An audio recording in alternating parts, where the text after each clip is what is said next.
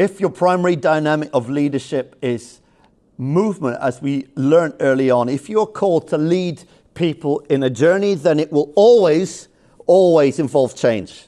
And if you are planting, it will feel like you are constantly trying to navigate change. And there is so much to say about change management. You'll get much more technical stuff elsewhere. But I just want to mention a picture, a model that has been useful for me in my journey as a planter, and it's called the change train. And I don't recall who did this research and modeling, but some of you might know, but it starts with a basic premise that on any issue of change, people are always in different sort of compartments of this change train, and there are always 4 different types of people involved in change. First, we have our track layers, and these are the visionaries and prophets. These are people who see where we should be going and who are out in front of the issue. Notice they're not even on the train on this model. These are sometimes people involved in leadership, sometimes, but often not. These make up about 2% of people in any situation or issue of change. And then we have engine room people, and these people hear a vision for change and they immediately get it. They want to be involved in driving it forward. These make up apparently about 14% of people. As you can see, not big numbers so far. Then we have passengers. These people hear vision. They're not wildly excited about it or motivated about it. They don't oppose it, but they are fairly passive in any sort of transition, any sort of issue of change. And these are by far the biggest numbers. They make up approximately 66% of people involved in change. And then we have the good old brake van people. And these are people who actively oppose change. They fight against it. They make up apparently about 18% of people involved in any issue of change. And there's a lot to say about this. I want to highlight 2 or 3 things that the people who have modeled this have highlighted. One is that, as we can see, there are typically more brake van people involved in any issue of change than track layers and engine room people combined.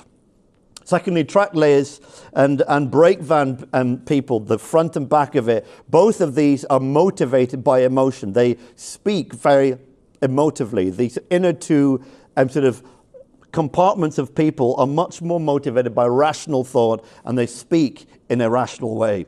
Thirdly, you will work best if you put people together who are in adjacent compartments. Don't put oftentimes brake van people and track layers together. These 2 sorts of people don't get on very well, as you can imagine. And fourthly, your most important people on any issue of change are the engine room people. These guys, they don't freak out passengers and brake van people like track layers do.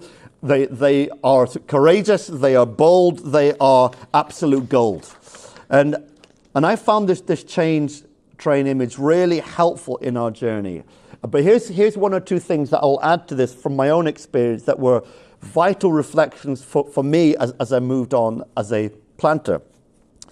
I imagined a church plant would only attract the track layers and engine room people, and in fact the ratios that I mentioned before are probably not accurate for a church plant situation. We definitely have more people who are track layers and engine room people. But here's a few things I learned very quickly. Firstly, on any issue, there are always passengers, even in a church plant. There are always passengers on any particular issue of change. Secondly, a person who is a track layer on one issue of change can be a passenger or even a brake van person on another issue of change. It's not always about character, even though that influences it. It is about the issue of change that defines a person in this change train. And thirdly, and this is a vital one, a primary characteristic of passengers is they can't see vision, they must experience it. And so a vital part of leadership is drawing people into an experience of change in order for them to accept it. Passengers, unlike engine room people, They can't see vision, they must experience it. Don't expect to infuse passengers with explaining or casting vision. You must take them there. Let me give you a couple of brief examples of what happened to us in our first year in Gateway. 2 examples of little things which illustrate this.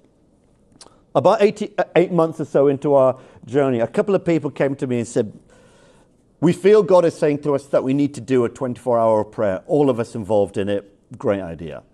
About 2 days before it was meant to happen, these 2 people came to me really discouraged and really gloomy and said, let's just cancel it.